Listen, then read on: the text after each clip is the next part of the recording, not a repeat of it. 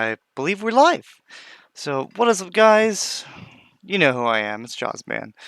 Today, we are going to be reacting to Godzilla 621's Why Godzilla Force of Nature Chapter 3 Sucks Psycho Review. Now, this is the first time using OBS for streaming, so we'll see how this goes. But it's currently 1 in the morning. Pretty sure you're asleep, Godzilla. But, without further ado...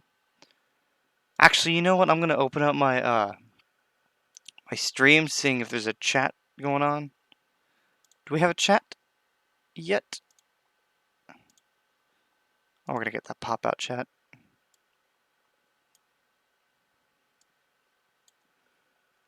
Gonna go video manager. I don't know. I'm just trying to see if it's out on my channel yet. So bear with me. How you guys doing today?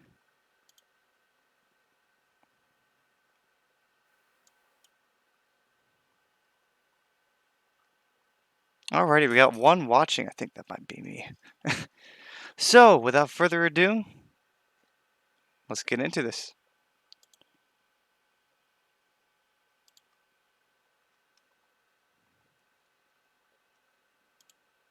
Just one more check to see if you can see my face.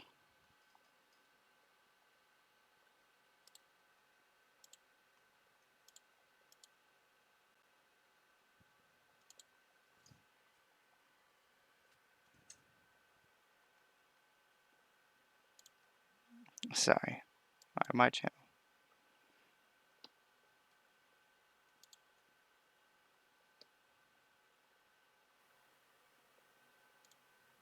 Sorry. Alright, my channel.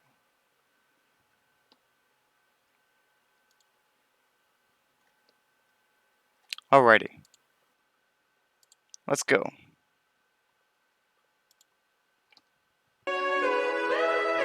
Godzilla Force of Nature Chapter 3. Don't worry guys, soon in the future it will come back. Chapter 3? Chapter 3. Chapter 3. Where is Force of Nature Chapter 3? Louis Duran here again. I gotta release this movie at its best. I'm spending a lot of time on sets. Fire, dude. It was the biggest fire I've ever had. Have you seen Louis? I really want to get into the film industry. I gotta make this film one of the best fan films out there. Godzilla 621. Godzilla 621, Red. Godzilla 621. If you're gonna be a film director, get your shit together and act like one. The final verdict is a 2 out of 10. You couldn't be original enough. Are you fucking kidding me? Are you that fucking ignorant?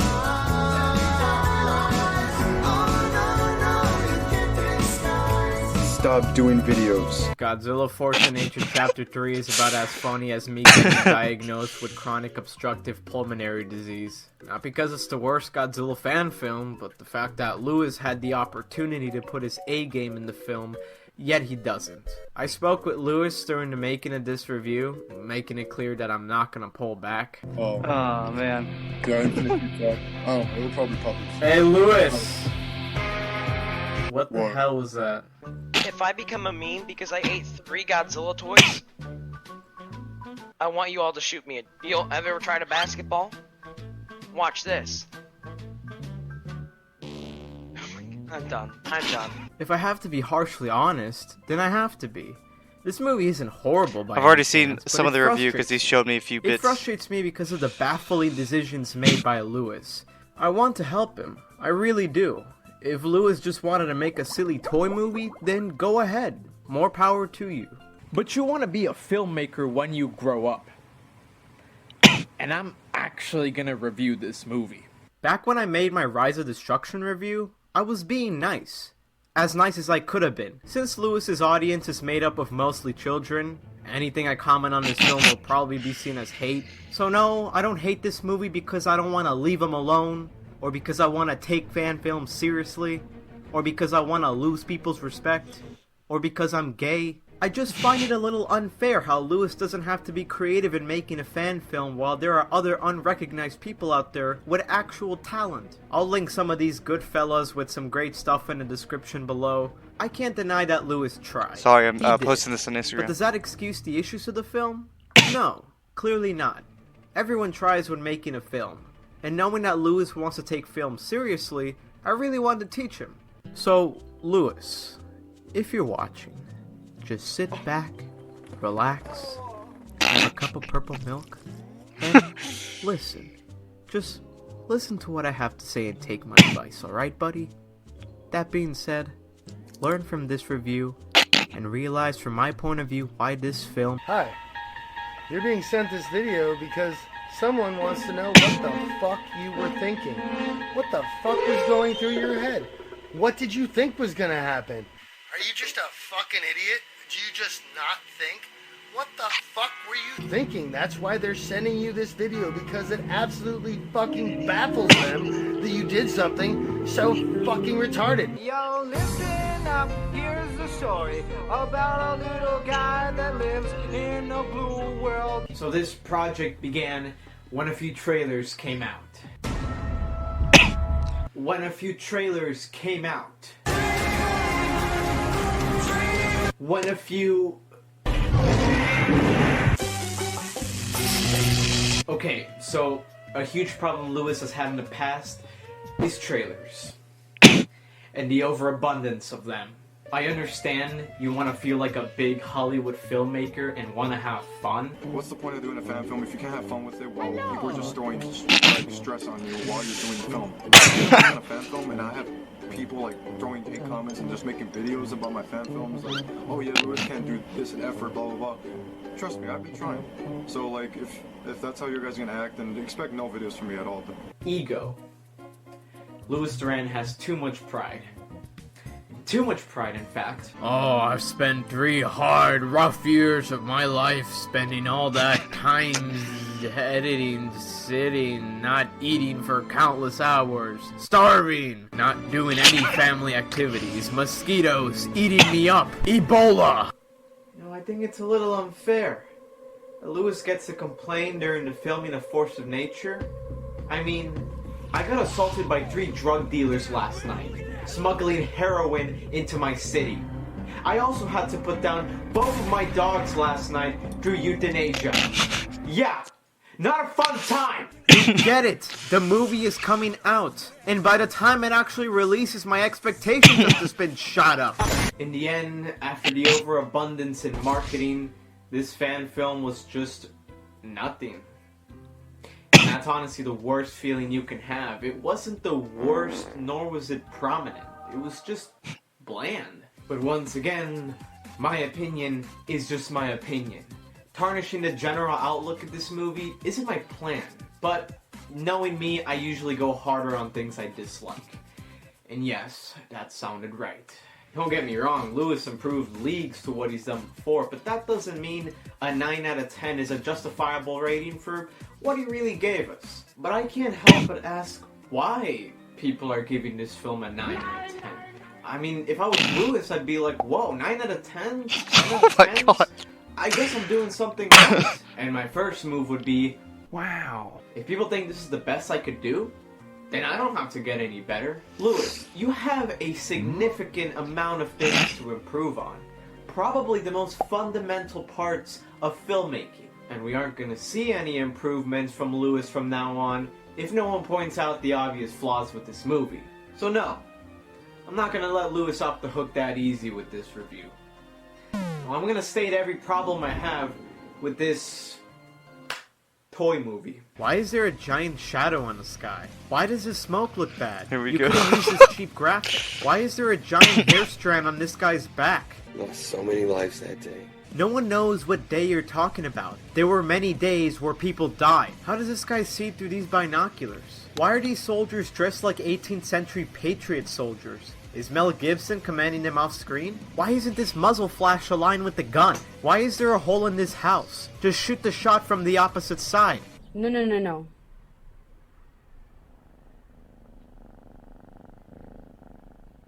You just... Why is there silence in between her speaking? Why are there planes, dinosaurs, and a pitchfork inside this guy's room? Stop banging on the door! Stop banging on the... Why did you reuse this line? You have a choice, Tom. Why does this guy sound like he's talking through a Pringles can? Why was this shot film like this? You could have just put the buildings up against the board.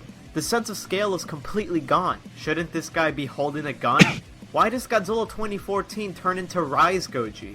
Was this just lazy editing? Why does this shot play twice? There's too much time in between both of the shots to make the connection it's the same explosion. Also, what's the point of that effect? There's no dust coming out of the water. Water is wet. It's scientifically not possible for dust to fly out of the water.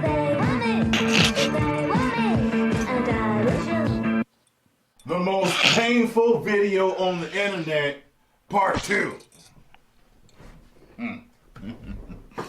Let's check this out, shall we? Should be interesting. Lewis didn't have any vision when creating this movie. No direction of what it wanted to be. He even sets up in the last 2 movies that all these Godzillas are gonna duke it out. Yet half of them are even in the movie all that much. And we're left with Shin Godzilla and Godzilla 2014. Lewis even takes a solid 5 minutes to establish Rise Goji. Yet all it does is sit in front of a sunset. Looks like we just have to stay strong.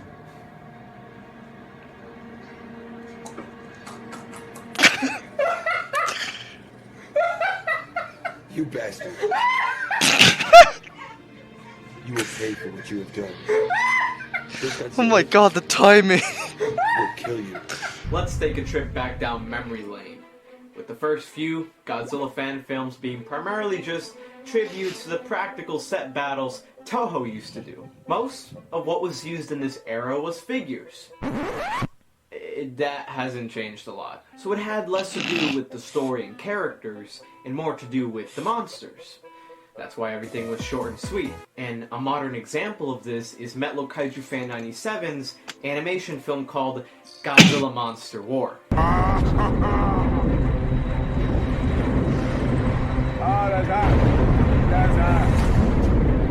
It didn't overcomplicate itself, and it's just a bunch of monsters duking it out.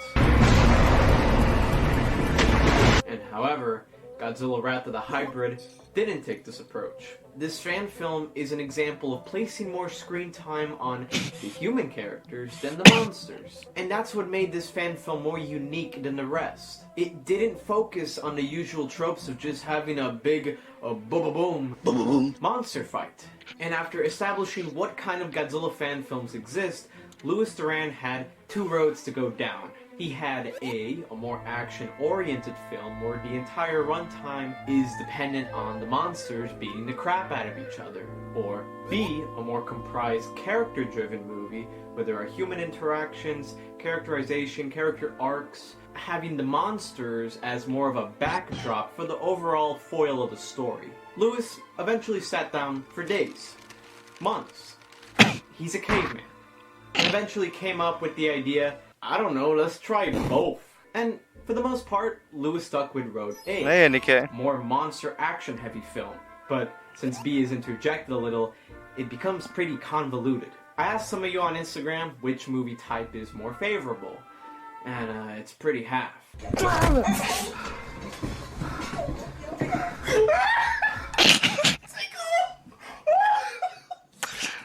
That shit is so funny. The human story in this film felt like an excuse. It felt like Lewis was just leaning into my ear, whispering, "Look, this film is better because it has a human story." The human story was the worst part of the film.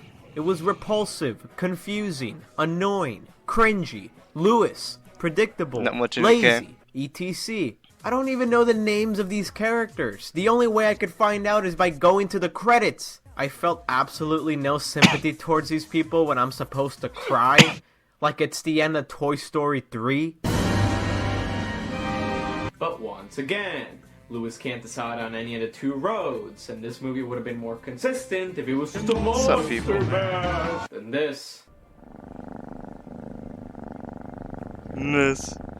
What the fuck is this cat doing? Apparently this guy's having a stroke for how appalling this movie is. You know, I feel like Lewis could have played up this plot point a bit more. On how, like, this character has PTSD from when he was manufactured and sold at Target, and then his other soldier buddies were bought by Sid, and then get mutilated, and then dumped in a ditch. I guess his wife is calling him out for how unappreciative he is. I mean, seriously, look how much of an asshole he is.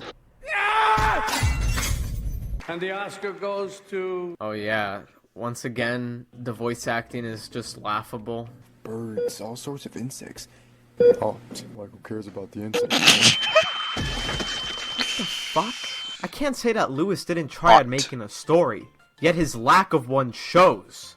I mean, all Lewis has really seen for movies is Godzilla and Disney Dinosaur. Lewis, if you want to know how to write a good story, you know, a good screenplay, I highly suggest watching the movie Chips. I mean, this movie is just a prime example of how characters interact, and the screenplay is just something to take note of here. What the fuck is it with you? I was looking at the light. There's one thing Lewis has been consistently good with his movies, and that's inconsistency. Lewis forgot to have a predetermined idea of what he wanted to do with the series when it began.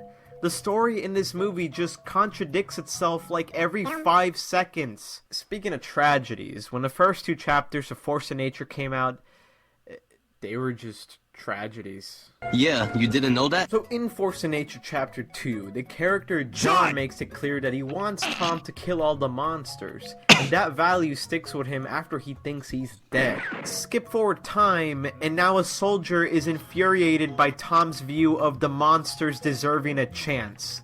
Yeah, not very consistent. What do you want? Oh look, another soldier. So this guy is like, and then this other guy is like, fuck you, and then they start fucking killing each other. And they just start fucking killing each other. This scene just goes on and on and on. Lewis, nobody cares about these global messages about extinction. Okay, people only care about the monsters fighting. So I lacked any interest in JC Entertainment's character, but it just staggers me because, Lewis, you've got someone who's taken acting classes, has actual experience. I'm perfect for the job. I've already got girls going on the go already. No one can beat my outstanding good looks. The clock's ticking. You have to choose fast. You choose me fast you can. And you give him this shit script.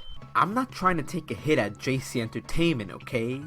James has been in a lot of blockbuster hits like Ready Player One. Take a look at this Oscar-worthy writing. I just want you to realize Just shut up and get out now! My wife died. This is my reaction. I'm pretty sure monsters was said like 9 times in this scene. Monsters. Monsters. How old is this going to wake up? I'm in.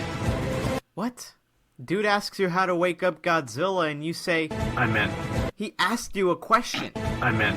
And you're just gonna respond to him like that? I'm in. I'm in. Someone's sending you this video because they're absolutely sick of it. Whatever you've been doing it too much. They've warned you. They've told you before. They've asked you politely. They've done whatever they need to do to get the message across to you, and for some reason, this is great. you just don't fucking get it, okay? So this video is your last warning. Whatever it is you're doing, you better fucking stop it. You're pissing this person off. They're not one to be fucked with. They're not trifling. They're not okay with it, okay?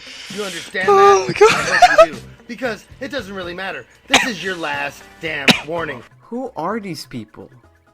Should I care? No. Gyro Productions voice acting is just awful. What happened? Did the voice changer just screw up? Oh hi, the crazy kaiju here. Maybe instead, you could have cut out this scene of people nobody cares about, and we could have spent more time developing Ready Player One star James Cooley. So, there's a lot of pointless shit like this that could have been easily cut out. RPGs don't work like that, Lewis! Oh my God.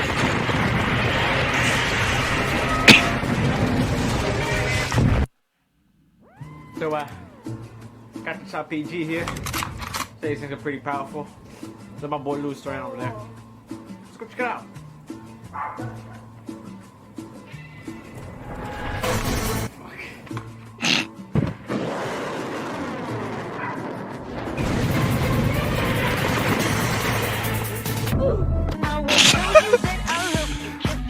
The best scene in the whole movie, I know, is when this guy wakes up in the jungle after Shin Godzilla's attack. For once, I could just appreciate a little term called atmosphere. A perfect example of this in Hollywood is this big budget art house film called Blade Runner 2049. This movie not only had brain melting visuals, but it sounded like God. Atmosphere basically boils down to the mood of I'm just cleaning my screen off. This It's a can bit be dirty. brought up via an immersive soundtrack or a lack of dialogue. When a movie like Blade Runner 2049 can pull you in for a second, in that second, you're living in that world. It allows you to transport yourself into the landscape that Denis Villeneuve created with his bare hands. Atmosphere especially works well when there's no action. Oh, it's shiny. No over excessive camera movement. Just atmosphere. There we go, it's all clean. And the movie that Lewis created is just loud, annoying, flashy. But for a second, he actually took a step back. Loud, and annoying, let the film breathe. flashy. I actually Make that a really meme, love guys. the addition of the Koki sounds. Just do more of this. Not this, just this. Stop constricting your film with noise and explosions, because that just drags your viewer out to sleep. Marcus! I was actually enjoying this scene because there were no monsters for more than 30 seconds, and I could just appreciate it. I think this hospital scene is a testament to how Letter of much Lewis is 2049 is awesome. unexperienced in writing or screenplay. They start talking about God, the Bible, climate change, yet none of it makes any fucking sense. If we really think about it, Tom, everything is too big for the human brain. It's too big for the human mind. Is that a still image? We destroy our planet every day because of That would have been so much funny if it was just a still image of him reacting. changing the climate on our home planet, causing animals to go extinct. Us humans won't get to live over 100 years. For those who are in the stream, We'll cause our own Kaiju Zill's just species to go reacting, but he's just extinct. doing. And you know how? And he's not moving. Because of the, It's fucking hilarious. because of the nuclear weapons. You know why I think that? Because we're the real monsters. This is the most deplorable attempt at trying to be intelligent in a movie that I've ever seen. If you thought this dialogue was smart, I don't even want to talk to you. Did you just learn about these topics in school? I mean, you're acting like you're the first person to talk about climate What's up, change Chaotic Munch? or the universe, okay? We all know who created the universe. There is an indefinable, mysterious power that pervades everything. I feel it, though I do not see it. It is this unseen power which makes itself felt, and yet defies all proof. Causing animals to go extinct. Sorry, I didn't get that. Go extinct. So then Godzilla shows up. They growl at each other like they're about to fight, and Chaotic Munch. What this is basically I'm reacting to someone that's doing a review off this movie that I helped out with. The person who made the movie and the person who's doing this review are both great friends of mine, and I helped make the movie that he's reviewing. So I'm reacting because the guy who made this review asked me to react to it. I think that should clear it up. Alright, I'm going to continue. and then that's it. So then Godzilla walks away and leaves Rise Goji alone. And then that's it. So like, what was that? So let me get this straight. These two idiots want to send Rise Goji because he's a Godzilla that wants peace. They blow up the ocean, Rise Goji comes out, walks a little, stands in front of the sun, and then that's it. What? Did you just give up halfway through the movie? What? That bite should have killed him. I guess reality was thrown out the fucking window. And we really got sturdy walls, too. So I then did that there's part. a scene where Thomas is looking on his flip phone, and then there's a selfie he took with John. I'm guessing he's gay for John. I mean, I like this progressive attempt at making two gay characters, so I highly applaud you for that. So then Tom dies. Got it, great, good. What the hell? Okay, Vinny isn't the greatest voice actor I know, but you could have given him a lot more than just this. You've given him 3 movies, and in the end, there's no character arc, and means nothing to the plot. These are your voice actors, Lewis. Give them a quality script that makes sense before you focus on the next Super Mario Zilla scream. I've killed Vinny. Oh my god.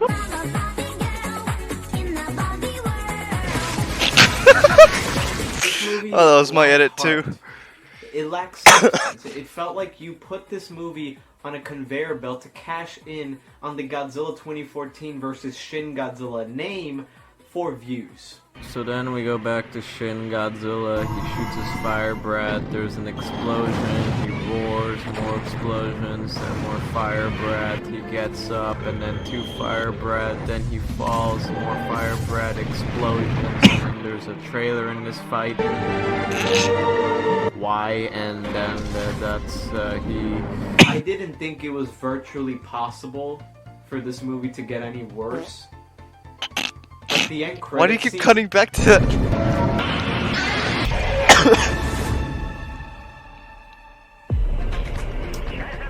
Hi, somebody's sending you this video because they're a little freaked out about something.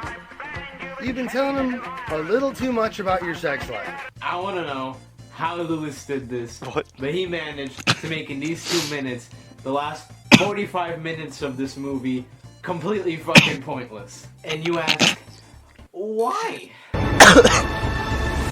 Oh, is this a good movie? Are you that fucking ignorant? I think Alex can explain for me how I think Lewis approached these last 3 movies. It looks like Louis Duran is trying to become like DC Comics. Godzilla is like Marvel in a sense, and Lewis is like DC. Godzilla's had like so many monsters. In his recent movie, he had like 4 monsters in it because he had so many movies of development. But here comes Lewis, he's like the late guy, similar to DC, how they're late with their franchise. So he's trying to fit in as many characters as he can. DC's biggest problem is that they can't come up with a plan. I have a goddamn plan! They set up all these sequels without focusing on their own damn movie. And a familiar example of this is the Godzilla anime trilogy, where they forget the purpose of even making the film they're currently working on, only to say, stop! Hammer time. The next one is gonna be better. Why is there a blue Rodan? You've made it clear it's the last chapter in the series, and even then, basically nothing has happened in this movie since you've undone everything in these 2 minutes of the end credits scene. You didn't plan this out. Dialogue didn't make any sense. Like polar bears. Polar bears. And in the end of it all, you could have just dropped every human character scene in this movie, and the result would have been the same.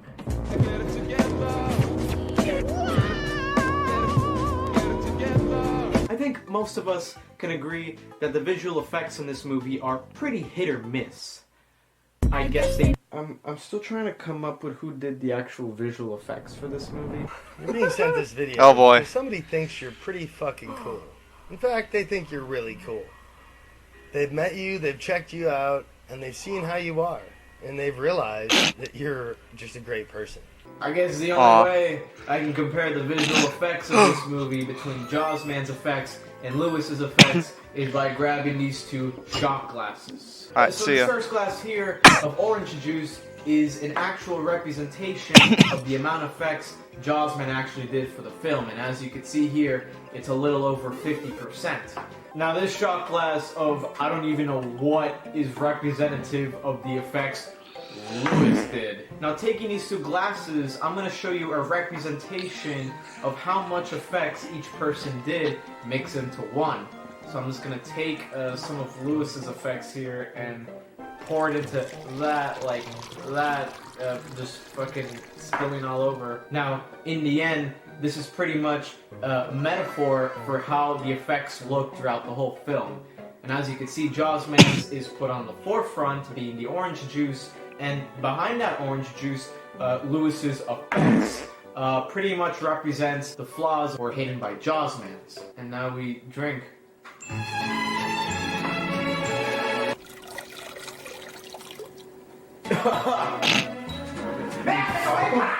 Basically, what I'm trying to say is that Lewis got someone with experience and talent, and yet in the end he said, fuck it, and as he did the effects himself. And it's kind of funny because you could tell when it's a Jawsman effect and when it's a Lewis effect. I mean, you've got these stunning visual effects throughout the movie, Godzilla's atomic breath, spines glowing, and then we have Lewis's effects over here, which pretty much just shoot all of that hard work in the face and make it kind of pointless. Maybe it would have been actually more efficient if you let Jawsman have full control over the effects. Not a portion, all of it. And because he didn't have full control over the effects, we get these Frankensteins of scenes of effects that basically don't hold up remotely well. And yes, Jawsman did these effects. They aren't good by a long shot, but am I blaming Jawsman for this? No, of course not. Because that's why we have directors. Their job is to direct a shot or a scene when it doesn't correlate to their vision. But Lewis doesn't have a vision, so of course this isn't gonna happen. So I just recently found out that there are exactly 100% exactly of visual effects in this movie. And as we know who did the effects, let's find out how many he actually did. So you did fucking half of the effects. Yep. So why did he make it seem like you're the effects guy in this movie? I don't know. I guess I made like all like the super bad effects look better. Jawsman did 53 visual effects shots out of 100. So before giving him all the credit, let's just make him do actually more next time, alright buddy? This movie looks disgusting. From the color palette to the saturation to the exposure, it's all been meddled with. This is And for awesome. some reason, there's just this urge from Lewis that every scene has to be edited. Just don't touch the scene. Simple as that. Look how this shot came out that I got outside just now. Does it need editing? Yes, it does. Oh yeah, this scene again. So he has some ear ringing, right? Usually when people do this in movies, they like making all the surrounding noise sound like reverb or echo, but you made the music do this too. Why is the hue purple? Everything else now looks green. And for some reason, every time the camera is edited and post to shake, there's these obnoxious lines growing out of the subject of the shot. So let's talk about music. Music. Nothing special here. A lot of it is just taken from the Hans, the Zimmers. You're basically having a conversation. Pretty sure I heard Goju Fan 93's funeral music in here. I just got done watching a video, and I may sound a little sad. So yeah, music. Is there anything else we need to shit on?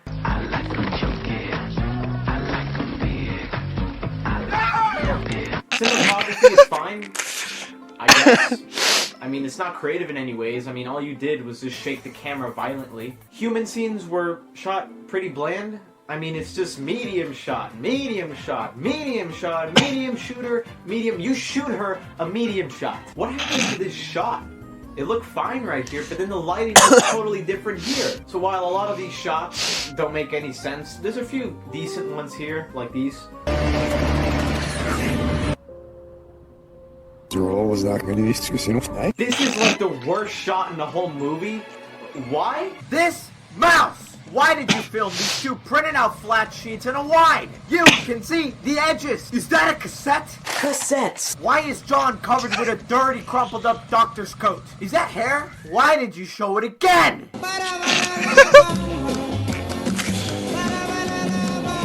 So set design is kind of a mixed bag, full of Jurassic World Mattel figures in a Publix bag, and these being the dog shit kind of Hasbro set figures that just remind me that I'm currently playing with these hunks of plastic Hasbro figures and not the cool Mattel ones. Basically, some look pretty decent. Until you find out that Lewis found another way to make a detrimental set of cassettes. Cassettes. And with some good old nostalgic problems Lewis has had before with sets, I've now officially labeled any atrocious looking sets as a cassette. Pokemon 3 movie Pat Hurricane Yvonne 2004. Wow! Is that mold? Okay, so you've used the same board since Force of Nature 1.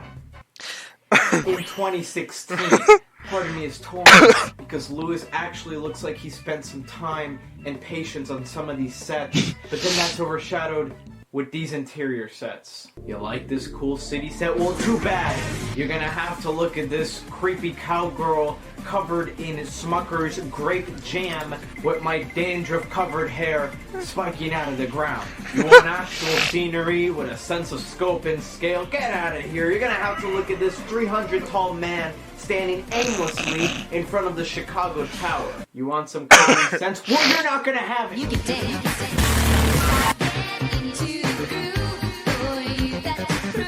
So, the two Godzillas fight. And this is the fight.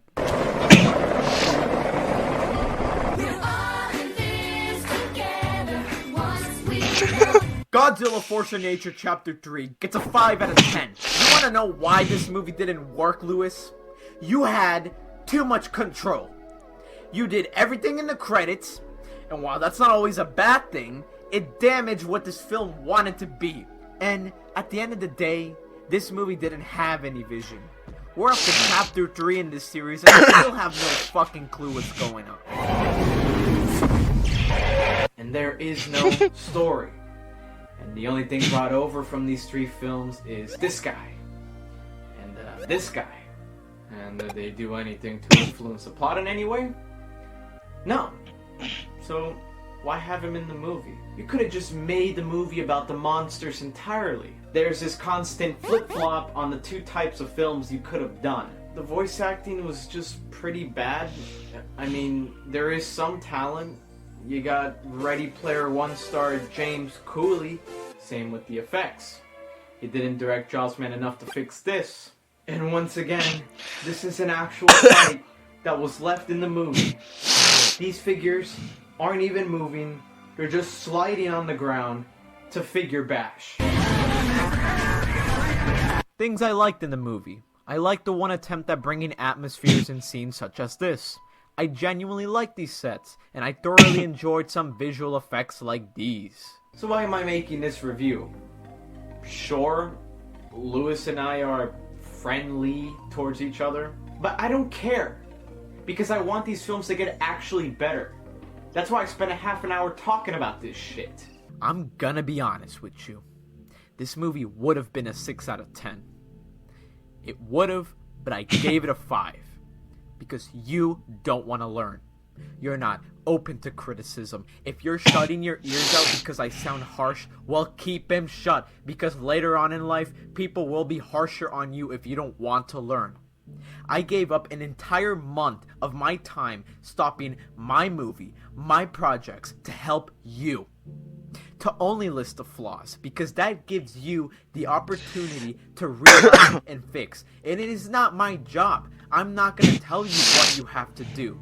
I spent a month on this video because I do care. This isn't about what pleases me, okay? That is delusion right there. That is delusion at its finest.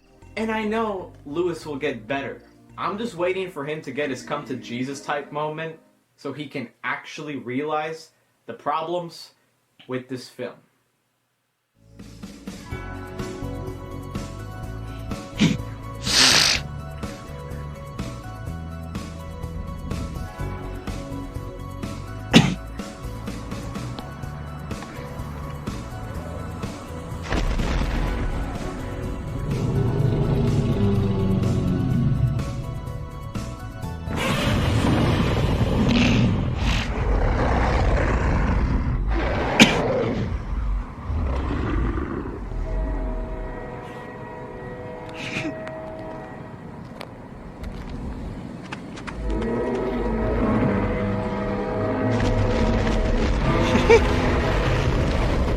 Oh no!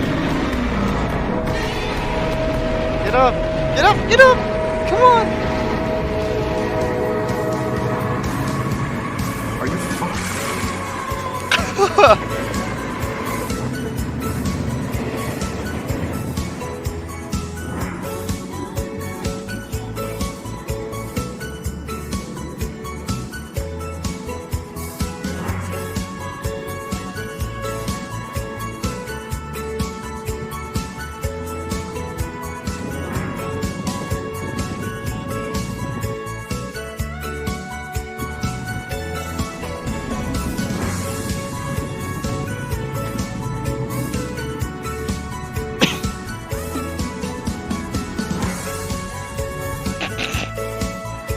His eyebrows.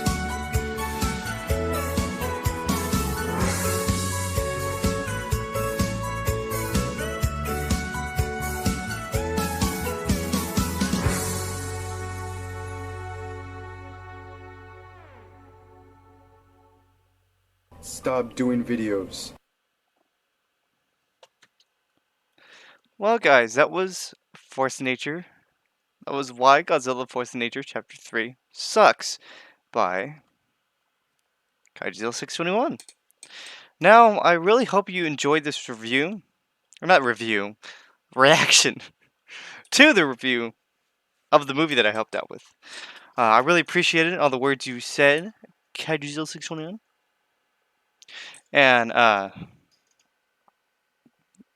was a good review. You said a lot of things that should. I don't know how to talk. It was just a good review in general. I think Louis Duran should watch it, and if he did watch it, right? Yeah, Louis Duran. Thanks for all the criticism, man. I'll be sure to fix him in the next project. All right, that's good. I'm glad that he watched it. Well, this is Jawsman. This is Godzilla 621 signing out.